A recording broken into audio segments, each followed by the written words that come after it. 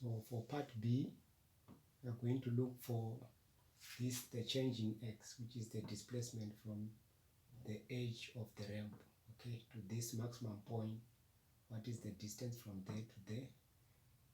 This is the edge of the ramp from the maximum height it reached. So we want to find the distance, which is d, or change in x, which is equals to, we are going to use the x component, velocity of the x component, and we know acceleration in the x direction is naught, okay.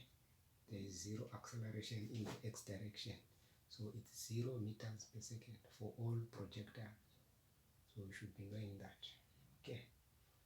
So if we multiply half times 0 times t is still 0, so there's no need to substitute any value there, just 0. Any number times 0 is 0.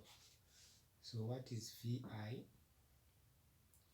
V final velocity, initial velocity in the x, vxi, initial velocity in the x. So in the x initially here, it's 6,6, which is the velocity of the shootout. It was 6,6 meters per second. Cos, because we want the x, so it will be cos 58 degrees.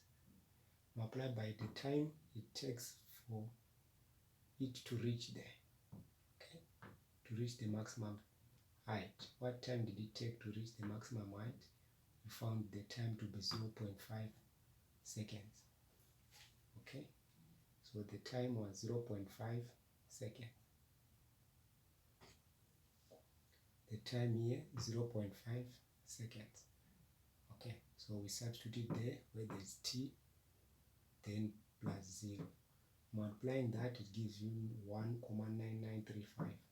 Then you just round it off, it gives us 2 meters.